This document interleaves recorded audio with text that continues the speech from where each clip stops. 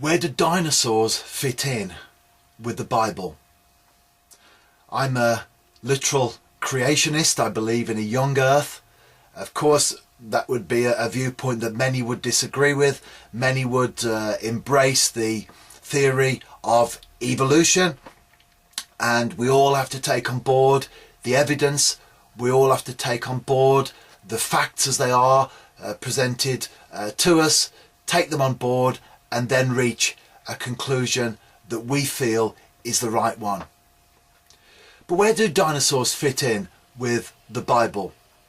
In order to placate evolutionists who are often very hostile and very antagonistic towards creationists, many Christians embrace other theories or ideas to explain some of the evidence that is presented to promote evolution, which incidentally is theory.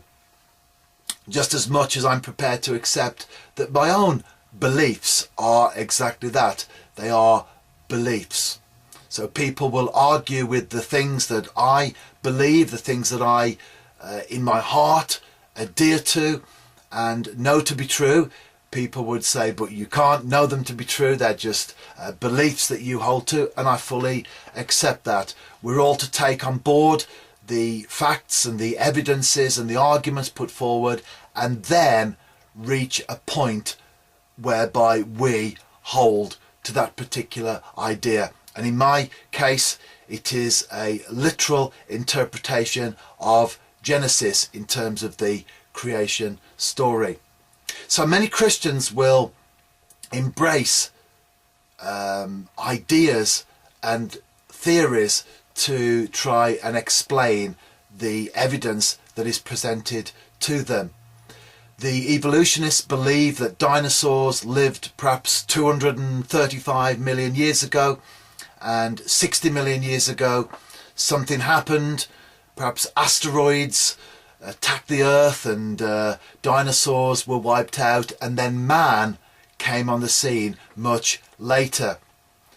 In order to try to harmonize what is often promoted as strong evidence to back up that argument, people who believe in the Bible will stretch the day to not just be a literal 24-hour day, but perhaps the idea that a day with the Lord is like 1,000 years. So a day can actually represent 10 million years or 20 million years. But the big problem that exists, in fact, it is an insurmountable hurdle if we are to be consistent with the teachings of the Bible, is that if we believe dinosaurs existed pre-man, then because we know that dinosaurs died, because the fossil evidence, because we know that dinosaurs obviously got sick, it means that before the fall there was actually disease and death in the world. And that produces this massive stumbling block to what I believe, that there was a perfect world. In every single way it was perfect, but because of the fall that we read about in Genesis, a literal fall from that place that God had created Adam and Eve, and sin entered the human race. But if we believe that dinosaurs existed before, then there was actually disease and sickness in the world pre-fall. And that, as we follow it through the scripture, takes us right to the death of Christ, and it raises serious issues, because I believe that Jesus died on that cross to put right that which the first Adam brought into the world because of his disobedience. But if we believe that dinosaurs existed pre-fall, then it means that there must have been death and disease before the fall that we read about in Genesis. And it is impossible to harmonize all that together if we believe that Jesus died on that cross to put right that which happened in the Garden of Eden. I think one of the problems with dinosaurs, moving on a little bit now, one of the problems with dinosaurs is that I think as people, not just as Christians or non-Christians, but as people, we draw our understanding of dinosaurs probably more from films like Jurassic Park than we do from reality. So the idea is that these dinosaurs were all very large creatures, when in fact many of the fossils that are unearthed and pieced together show us that many of these animals were actually quite small, and all that they are really is animals from the past that have become extinct. And that's happening today because of the fall, because the world in which we live has changed and continues to change. Then we find that animals even today become extinct.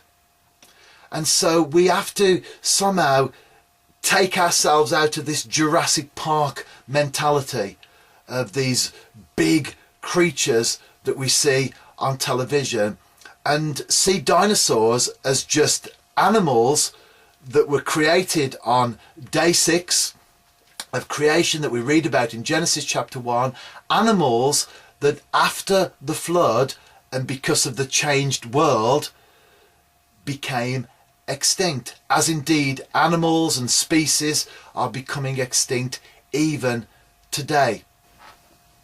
So what about the word dinosaur? Where's that in the Bible, people may ask?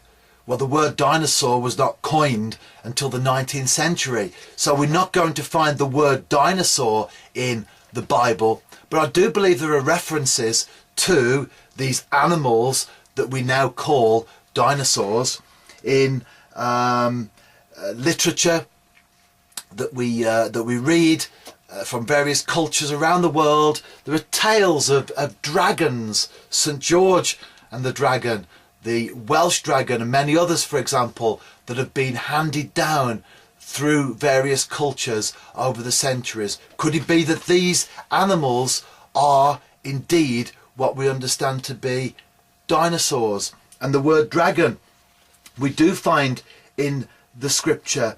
In Jeremiah 51 it says, "He has swallowed me like a dragon." Malachi 1:3 talks about the dragons of the wilderness.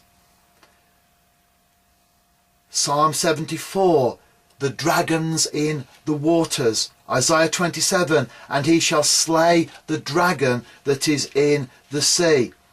And Isaiah 30 and verse 6 talks about the fiery flying serpent. Sounds like a pterodactyl, doesn't it? Job 40, we read there about the behemoth, as it's called there in the scripture. But could this be the Brachiosaurus as we understand the animal today? Could this be a Brachiosaurus? "Behold now, behemoth, which I made with you. He eats grass like an ox. See now, his strength is in his loins, and his force is in the muscles of his belly. He moves his tail like a cedar. The sinews of his thighs are knit together. His bones are like tubes of bronze. His limbs are like bars of iron. He is the chief of the ways of God. His maker brings near his sword." That sounds very much, as I say, like a Brachiosaurus. So as we read the scripture, we find that there are indeed references to animals that fit the description of the dinosaur. And it's important for me, certainly, to harmonize together this idea that man and animals, all animals, including dinosaurs, were created on day 6 of the creation account that we read about in Genesis, and not over a period of many millions of years where